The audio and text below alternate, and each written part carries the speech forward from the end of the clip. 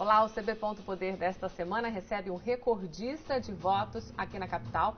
Depois de se eleger como deputado federal proporcionalmente mais bem votado do Brasil, o carioca José Antônio Regufe também se tornou o segundo senador mais bem votado da história no DF. Eleito pelo Partido Democrático Trabalhista, o PDT, Regufe acaba de se desligar da sigla, alegando discordar do apoio que o partido oferece ao governo da presidente Dilma Rousseff. Na semana passada, o PDT teve duas importantes baixas. Antônio Regufe, que está aqui, muito bem-vindo, e também Cristóvão Buarque, o senador. Os dois saíram do PDT. No caso, o senador Cristóvão Buarque seguiu para o PPS. Mas você decidiu dar um tempo. Qual a sua real motivação para seguir sozinho, senador, na política? Primeiro, um prazer estar aqui no programa de vocês. Durante muito tempo, eu exerci 3 mandatos pelo PDT. Fui eleito deputado distrital, cumpri o meu mandato de deputado distrital pelo PDT. Fui eleito deputado federal, cumpri o meu mandato de deputado federal pelo PDT. E cumpri o ano passado como senador pelo PDT.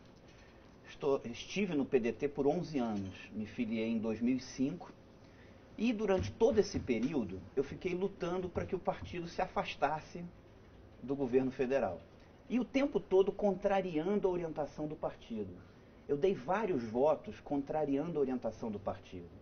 Chega um ponto que não dá mais, porque essa foi uma decisão democrática que o partido tomou, de apoiar o governo federal. Diferente da época que eu entrei no partido, quando o partido era uma alternativa à polarização PT-PSDB. Então o partido decidiu tomar essa decisão democrática. Eu, durante um bom tempo, fiquei lutando contra ela. E chega um ponto que acho que não dá mais, desgasta o partido, me desgasta. Então, por esse reiterado apoio do partido ao governo federal, eu preferi sair. Por que ficar sem partido? Acho que os partidos políticos, que deveriam ser um lugar de debate de ideias, eles viraram hoje meros instrumentos de projetos de poder. Partido político devia ser um lugar onde você debate ideias, debate um projeto de país, discute ideias para o futuro do país, como resolver os problemas da vida real dos cidadãos. Mas não, partido político hoje virou briga por cargo nos governos. Regufe, ficar sem partido, você pretende ficar sem partido pelo menos um ano, foi o que você me disse, né? Isso é uma forma de protestar contra o atual modelo que se faz política no Brasil? Eu não tinha pensado por esse lado, mas talvez seja também uma forma de um protesto. O que eu acho? Eu acho que por que existem 3 poderes, o executivo, o legislativo e o judiciário? Justamente para causar um equilíbrio para o bem do cidadão, para o bem do contribuinte. Quando um poder começa a querer interferir muito no outro, e isso acontece no Brasil nos 3 poderes, isso é ruim para a democracia, é ruim para o cidadão. O que é um bom parlamentar, na minha opinião, do ponto de vista ideal? É alguém que senta ali, se ele acha que aquele projeto é bom para a sociedade, é bom para a população, ele tem que votar sim. Se ele acha que aquele projeto é ruim para a população, ele tem que votar não. Independente de como ele pensar. Se a consciência dele achar que aquilo é bom para a sociedade, vote sim. Se a consciência achar que o projeto não é bom para a sociedade, vote não. Isso é o normal. Só que não funciona assim na vida real, porque os partidos querem que a pessoa vote de um jeito. Agora imagina, forçar a pessoa... Uma coisa é votar de um jeito por uma diretriz, um princípio. Outra coisa é obrigar um parlamentar a votar de uma forma porque tem um acordo com o governo, porque é aliado do governo. Isso você não concorda, né? Não concordo também com essa coisa de indicar cargos no governo. Eu nunca tive cargo em governo nenhum, nem local nem federal. Nem quando eu era distrital, nem quando eu era federal, nem quando eu era senador. Nunca tive nada em governo, nem local nem federal. Sempre exerci o meu mandato com independência. Não sou dono da verdade, não vou acertar todas, entendeu? Mas naquele momento que eu votei cada coisa, aquilo é o que eu penso que é o melhor para a sociedade. Então eu sempre votei. Todos os votos que eu dei como parlamentar, sem exceção, foram pensando nos contribuintes, no cidadão, em quem votou em mim. Voltando à questão partidária, em 2014 você participou ativamente do processo de criação da rede, né? Ajudou a senadora Marina a recolher assinaturas para a criação do partido, que naquela época ela teve a intenção frustrada, mas por fim o partido acabou registrado, liberado pela Justiça Eleitoral. E havia uma expectativa, até pela sua proximidade com a Marina Silva, de que você viesse a entrar na rede sustentabilidade. Isso está descartado? Você ainda pensa nessa possibilidade? Eu vou ficar aí pelo menos um ano sem partido. Helena, vou experimentar. O que é o meu mandato? Eu quero só fazer a minha parte, honrar o compromisso com quem votou em mim. Aliás, eu digo uma coisa, que assim, hoje se critica muito os políticos, a classe política. Uma coisa eu digo, eu posso encher a boca para dizer que eu honrei absolutamente tudo o que eu escrevi nos meus panfletos de campanha. Tanto como deputado distrital, como deputado federal, como senador. Eu fui uma pessoa, ninguém me deu isso gratuitamente. Ninguém me deu um mandato de presente. Eu consegui com muita luta. Eu não ganhei a minha primeira eleição. Eu levei 3 eleições para conseguir ter um mandato de deputado distrital. Eu entrei na política da forma mais digna que uma pessoa pode entrar. Virei parlamentar. Honrei absolutamente tudo que eu escrevi nos meus panfletos de campanha. Ponto por ponto, linha por linha. A pessoa pode me criticar por qualquer coisa. Menos por uma, dizer que nos meus mandatos eu não fui exatamente aquilo que eu me propus nas campanhas eleitorais. Então, cumpri tudo. Eu acho que um parlamentar tem que votar com a sua consciência, do jeito que eu sempre votei. E manter uma distância do poder executivo, inclusive para criticar. Quando você não tem cargos no governo, o teu elogio tem mais autoridade e a tua crítica tem mais legitimidade. Agora você foi eleito para um cargo majoritário, né? Senador, você não necessariamente precisaria ter aguardado uma janela de troca de partido, poderia ter mudado antes de partido ou ter deixado o PDT sem o risco de perder a legenda por infidelidade, né? Por que essa decisão agora, justamente coincidentemente na mesma época que o senador Cristóvão, foi uma decisão articulada de vocês? Acabou que coincidiu da gente ter tomado a decisão 2 dias antes da janela, do início da chamada janela. Nós, como cargos majoritários, não precisávamos. Desde o ano passado eu estava maturando isso. Claro que você deixar um partido pelo qual você foi eleito não é legal. Então eu fui resistindo.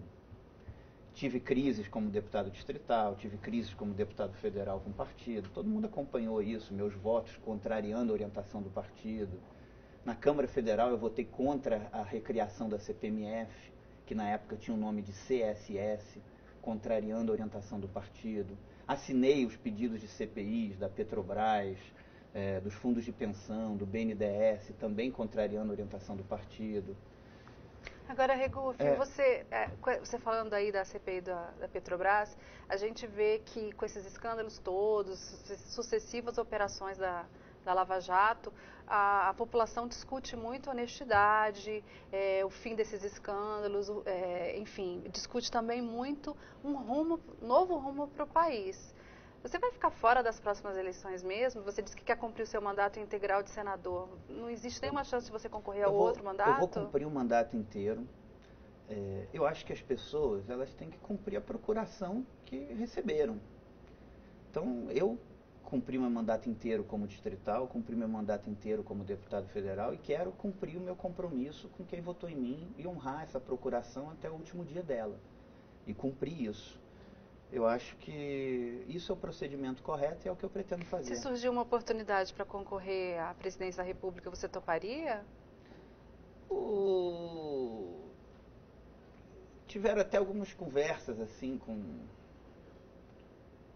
mas eu acho que a pessoa tem que cumprir o mandato inteiro. Agora, você deve, de qualquer forma, influenciar, participar hoje, como Ana, apoios na próxima eleição. Hoje as pessoas brincam com o eleitor. E uma coisa que ninguém vai poder me acusar, porque eu sempre tive respeito ao meu eleitor. Hoje a pessoa se elege por um cargo legislativo e vai ocupar um cargo no executivo, vai ser ministro, vai ser secretário de Estado, sem perguntar para o eleitor se ele concorda com isso. Isso não é correto. Eu, inclusive, apresentei uma PEC, eu tenho uma PEC tramitando no Senado, que decreta perda de mandato para quem sair de um cargo legislativo para ir para um cargo executivo. Agora, você sabe que por não estar em nenhum partido, você terá mais dificuldade de aprovar esses projetos, não acha?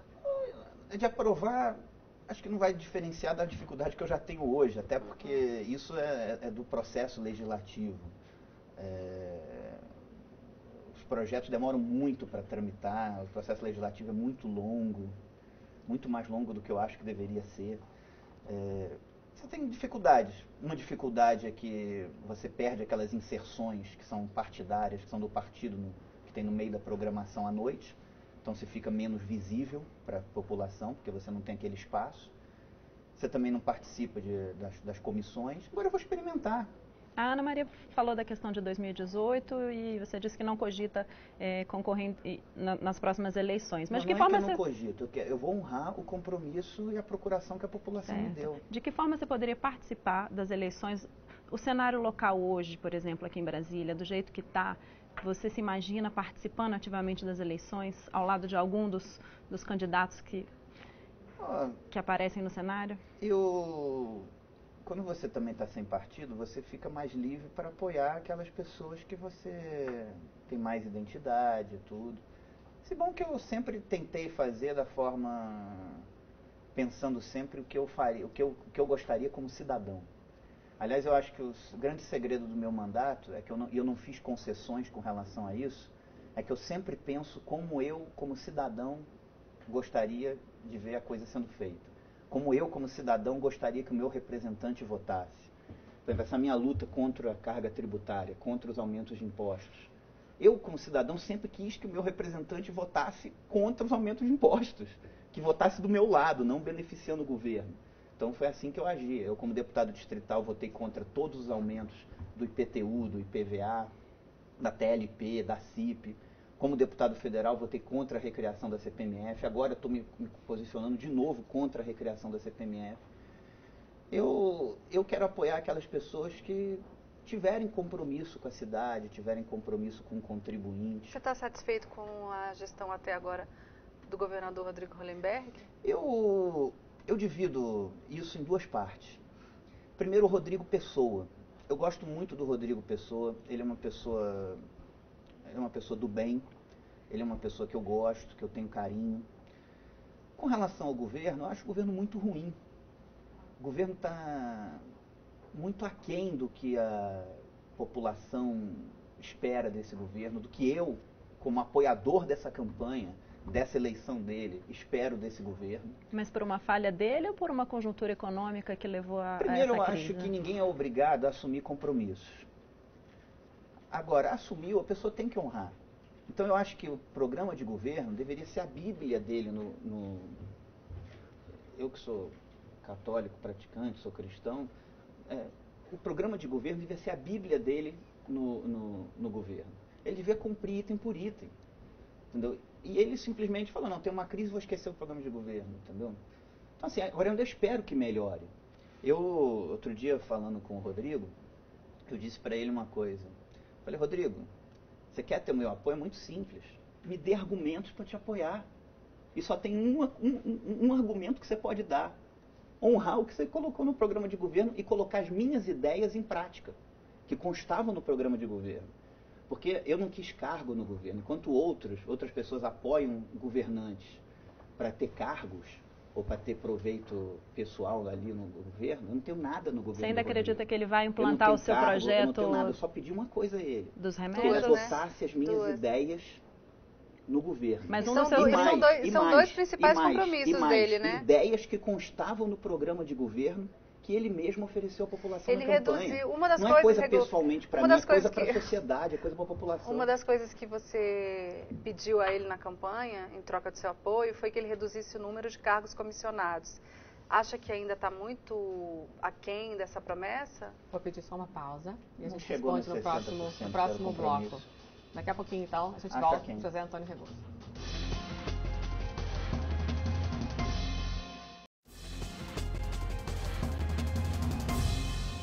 A gente volta com o segundo bloco do CB Ponto Poder, que esta semana recebe o senador José Antônio Regoso. Ana Maria, vamos retomar a pergunta do bloco anterior para quem não acompanhou. A gente estava falando dos compromissos que o governador Rodrigo Hollenberg fez com você em 2014 para ganhar o seu apoio.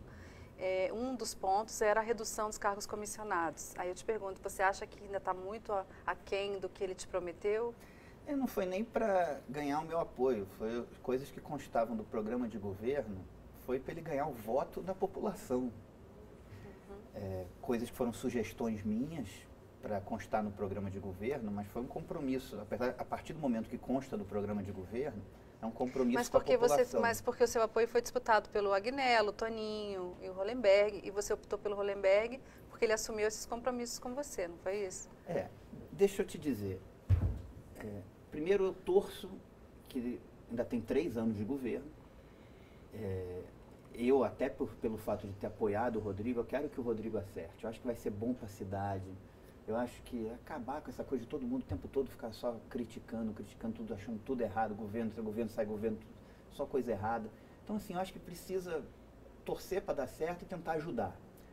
O que eu falo, cobrando que ele honre o programa de governo, que ele cumpra o programa de governo, é algo que eu já falei da tribuna do Senado. Eu já fiz vários discursos no Senado cobrando isso do governador, cobrando isso do Rodrigo. Agora, espero,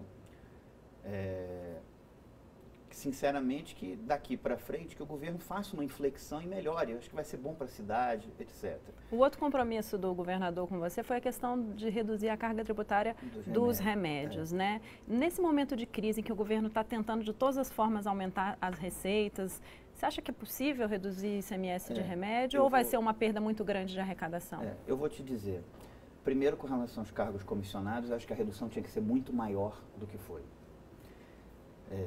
Segundo, com relação aos remédios. Com relação aos remédios, eu vou dar um dado para vocês aqui, que é uma brincadeira. Assim, não tem como alguém achar isso justo. Se você sair daqui, ou hoje à noite for num restaurante e pedir uma cerveja para tomar, no final, você como boa cidadã vai pedir a nota fiscal. Você vai ter o ressarcimento de uma parte dessa cerveja no seu nota legal do ano que vem. Já se você sair daqui, tiver sentindo uma dor, tiver que comprar um remédio, e numa farmácia comprar o remédio, você não vai ter ressarcimento do remédio. Pode cerveja dar ressarcimento e remédio não dá? E dificulta a fiscalização também não tem pagamento de cabimento. impostos. Essa coisa de tributar remédio não tem cabimento. A Inglaterra não tributa, o Canadá não tributa, a Colômbia não tributa. Ninguém compra remédio porque quer. O correto seria o governo distribuir remédios gratuitamente para toda a população, como aliás é feito com hipertensão e diabetes. Mas na impossibilidade do governo distribuir remédios gratuitamente para toda a população, o mínimo que o governo deveria fazer é não tributar esse medicamento. Você sabe quanto que isso representaria em termos de arrecadação? Existe algum estudo que mostre isso? No Brasil, 5 bi por ano. Equivale a 0,12% do orçamento geral. Aqui, em torno de 200 milhões. Mas... Enquanto baratearia o medicamento para quem compra? Hoje, 35,7% do preço de um remédio são apenas impostos. Então, seria 35% de redução. E mais... No Brasil, o governo deu uma isenção para a indústria automobilística, o governo federal, que correspondeu a 20 bilhões de reais. Quer dizer que 20 bi para a indústria automobilística de isenção pode, 5 bi para que a população compre um remédio mais barato não pode. E pior e mais grave, não existe controle de preço no Brasil sobre carro. Então, quando o governo faz a isenção sobre carro, uma parte vai o preço do produto, mas uma parte vai para o lucro das montadoras. Já sobre remédio existe controle de preço. No site da Anvisa tem lá o nome de todos os remédios e do lado o preço máximo que pode ser cobrado ao consumidor final de cada um. Ou seja, é só o governo reduzir o preço máximo na mesma proporção da isenção, que você ainda vai ter a garantia de que toda a isenção vai ser revertida diretamente para o consumidor final. Você falou 200 milhões. A gente viu no final do ano passado o governo fazendo conta, tirando daqui e dali para conseguir pagar em dia os salários, nem pôde pagar o reajuste de várias categorias que estava previsto e aprovado em lei. Esse ano a gente nem sabe como vai ser e várias categorias ainda estão reivindicando benefícios, como a Polícia Civil, que quer o auxílio moradia. 200 milhões não pode acabar prejudicando um outro compromisso que é importante, que é honrar a folha de pagamento? Aí eu tenho que colocar algumas coisas. Primeiro, foi um compromisso.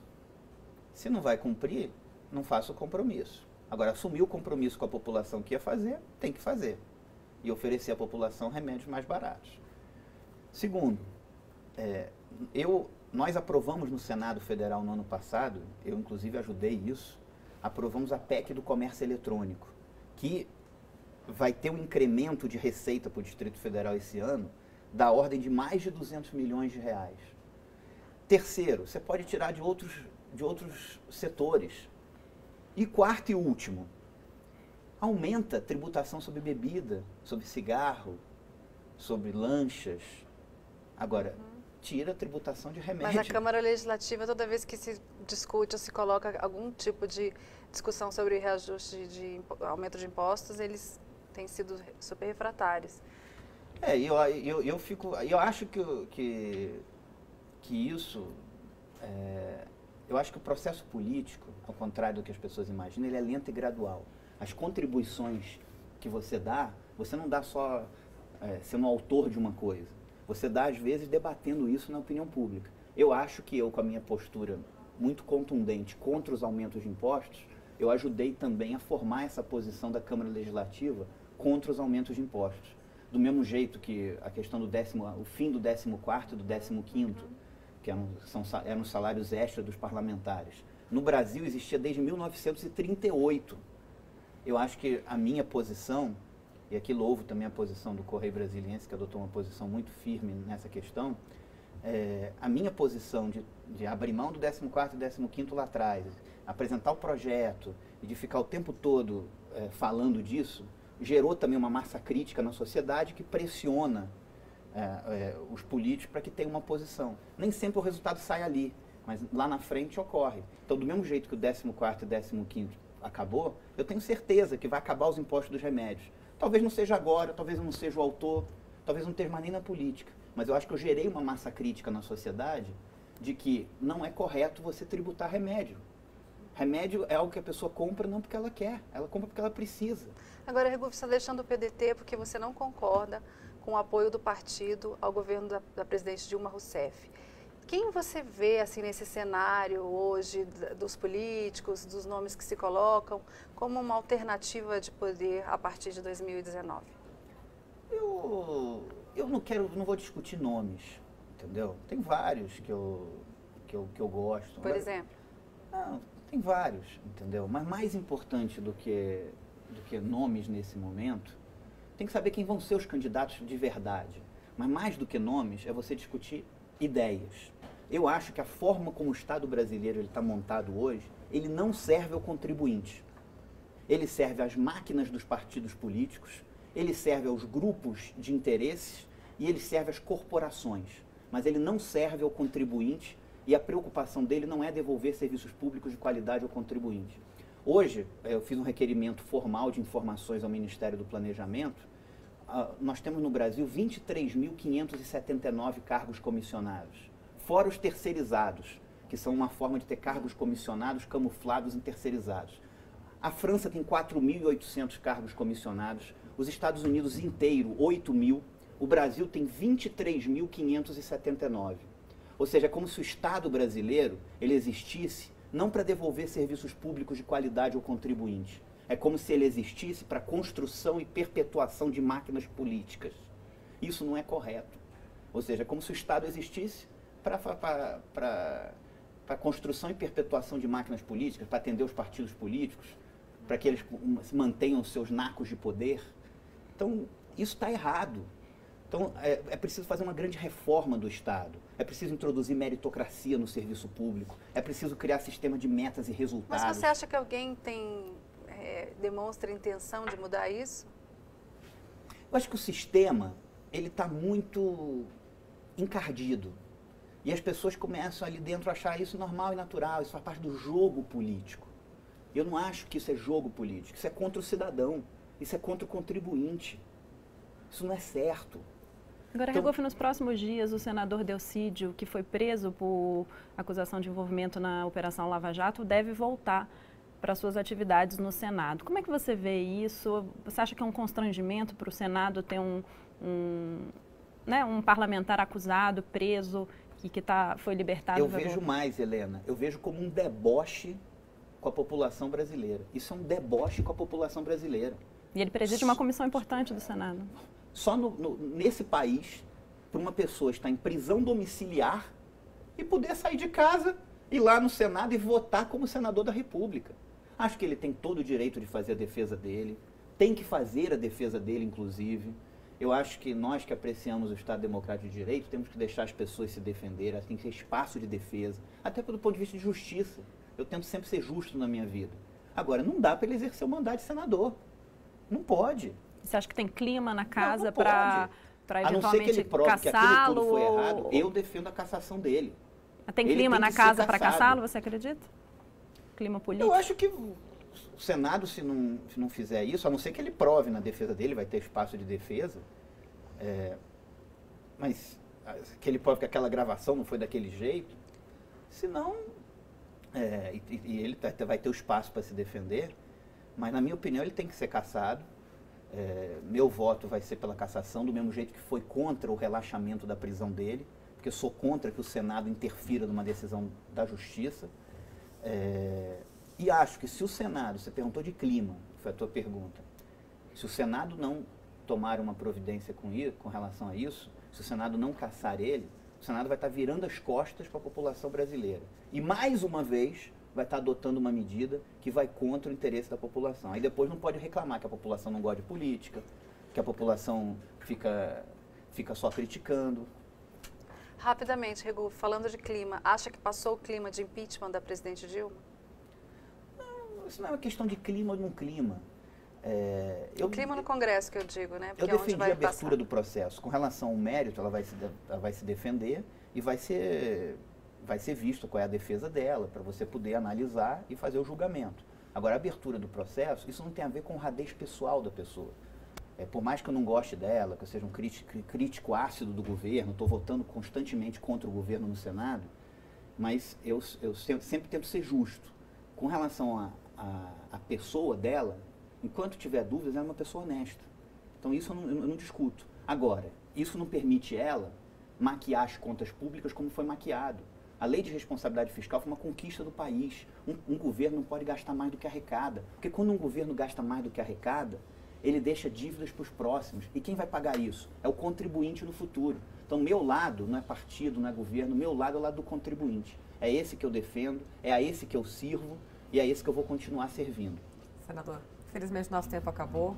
Muito obrigado, a gente agradece imensamente a sua presença aqui. E semana que vem tem mais CB.poder.